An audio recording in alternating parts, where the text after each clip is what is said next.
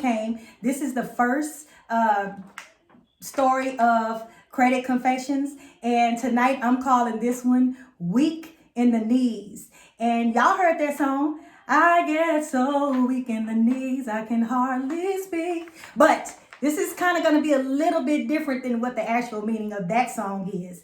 How many of you are, married or in a relationship or thinking about getting in a relationship or really don't know what you want to do about a relationship? But here is some information, or here is some experiences that I want to share with you that will kind of get you thinking. And if you find yourself in this situation, I want you to be able to, know how to maneuver around it, or at least hear of what not to do, right? So this is, of course, not a be all of the answers to whatever you're going through, but at least you've been and heard something that sounds similar to you, or you've heard something that will stop you from going in a certain direction. Because let me tell you something, when it comes to credit and life and finances, man, it can tear a life apart, and it can have you in a real serious dark place. And so I just want to be able to help y'all. I just want to help you. This is something that I do. I sit down in the evening and I just reflect on my clients. I reflect on my experiences, my situations, and I want to be able to use all of these things together to at least help somebody, even if it's just one person. All right. So I'm gonna jump in, and I do have this here because I'm reading this first night. This is actually coming from one of my clients, and yes, they gave me permission. I'm not going to say whether if it's a male or a female, because I don't want you guys to be biased. I just want you to think about this situation, right? So this is actually something that my client went through. So this was a journal that they were writing, and this is what they said. This is when their life began to change. Today, I realized I was betrayed by the one I loved the most. This week, they were short $800 towards the bills. I don't have all the cash, so I'm going to have to put it on my credit card. Another week passed by. It has happened again. This week, what is going on? I'm pissed and I'm furious. Some more time has gone by. This week, I received the full check. Thank God. I can pay down on my credit cards. Thank you, Lord. Lights at the end of the tunnel. Okay. 3 weeks have gone by and no money from them. Cards are getting maxed out. Credit score is decreasing. Lord, please help me. 3 months have gone by, and I've been given $400 total from this person. I'm about to have my first late payment. I haven't had a late payment in 8 years. God, please make a way so this doesn't happen. Now I have 2 late payments on several of my accounts. The anxiety leading up to this point has me feeling like I'm not going to be able to keep it together.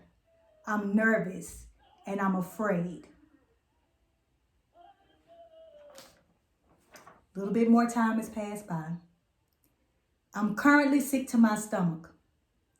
My world is falling apart. Haven't paid the mortgage in 3 months. More late payments.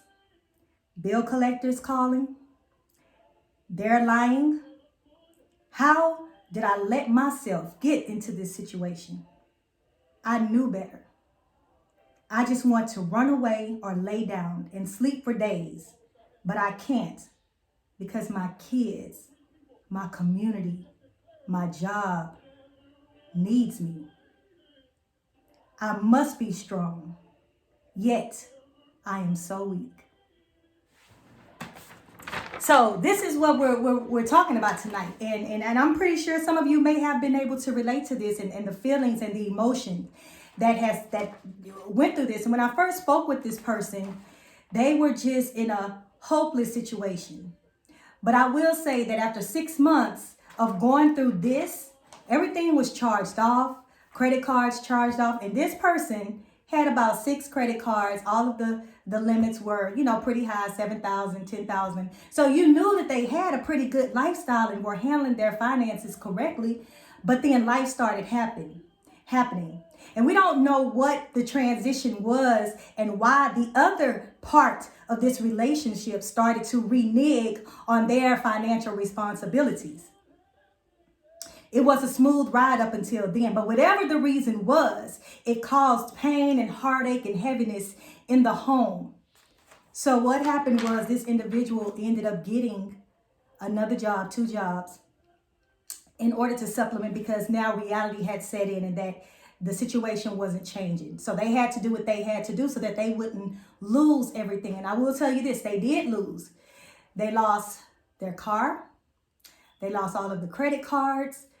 Thank God they were able to keep the home because they were able to do a loan modification. So guys, make sure that if you find yourself in this situation that you call, if you have a mortgage or anything like that, you call and see if they can work with you. And a lot of times if you have a mortgage, they will. They will. So don't sit there, because sometimes when we're stuck in this situation, it's like we don't even want to take a look at the bills anymore because we know we can't afford to pay them, right? So why am I going to even look at them? I'm just going to just go on and do what I need to do, and I'll come back to this later when I start getting some money in. And that's literally what happened. This person went about 3 months with just ignoring stuff because it was too stressful to face it. And of course, they were too embarrassed to reach out to somebody, because who wants to say, I'm in this type of situation? And fear of looking stupid, fear of just rejection, pride, all of that. Had this person reached out sooner, some of these things could have been saved. Some of these things could have been saved. At least they could have had someone to, number one, just be an accountability partner for them to say, hey, well, let's take a look at it this way. Let's see what we can do. Maybe we can help. What can we do to fix this situation, right? But we can't blame them, because guess what? Emotion took over and that fear set in. So anyway, this person came to me and they had got a new job and started making more money and were able to start getting on their feet. And now they were ready to rebuild.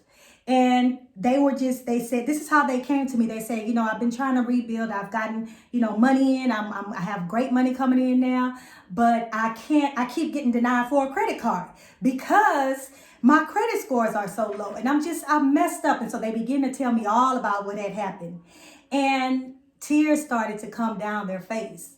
And that's one of the hardest things to do, is in the midst of working and you want to help someone, that they begin to cry. And this is one of the things that I love most about what I get to do in my own company, is because now I can meet you where you are. I can offer that tissue, that hug, that prayer for some people, right?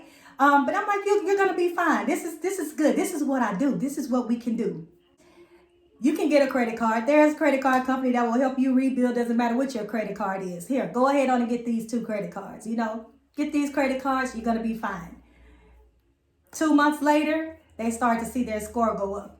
Now let's sit down and do a budget and see exactly what it is that you're working with. How much money do you have coming in? Because let me tell you this, you cannot have good financial stability if you don't have good spending habits. So that was the next thing that we did. And so we were able to start going ahead on and disputing some things. But most of all, too, we were able to negotiate some things when it came to that credit, in order to get the scores, moving up quicker. Needless to say, through all of that, they bounced back. But it took them about a year. And I'm not going to lie and say it took them less than that, because they went through some things. They had lost so much. And then that mental thing was still going on. They were no longer with their spouse. So this is heavy. So now you have a divorce on your plate and you have some stuff you have to work out. But her journey, I'm sorry. I messed that up. Oh, well. Her journey got better. And hope came in. She believed. She did. Her mindset switched. But she had somebody in her corner. So this is what I want to say. Who's in your corner? Who is your accountability partner? Who can you go to that you trust when you're in a situation like this? When you're in a situation like this. Because what we don't want to do is wait until it gets too late to try to come up with the resources or a plan to fix it.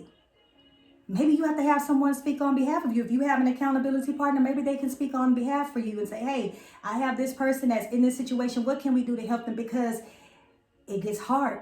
Sometimes you just don't want to deal with it. So anyways, this was the first night of Credit Confessions. And like I said, this was called Weak in the Knees, because guess what? When we get weak like that and our finances get to be a problem, our knees buckle.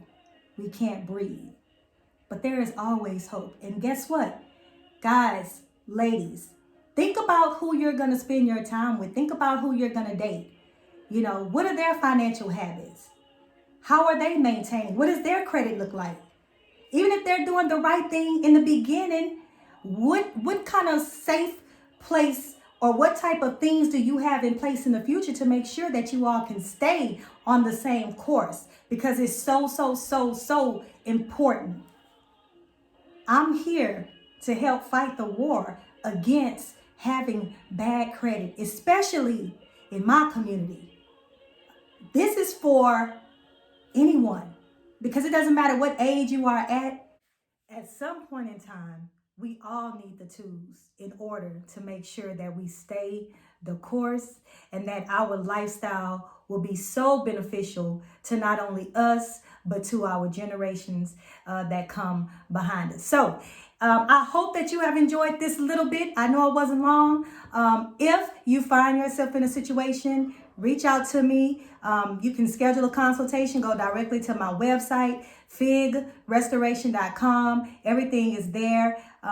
Spread the word, and join me next month for Thursday for another Credit Confessions. I have a really good one for you. And the funny thing is, before we go, I started getting messages saying, hey, I want to tell what I went through with my credit. And some people have some real juicy stuff. I'm like, man, y'all have good stuff. But even though it was bad, they overcame, and now they want to share with you all. So I do have something lined up for next month, and I hope that you all will tune in. God bless you. Remember, Fig cares, and I can help you figure it out.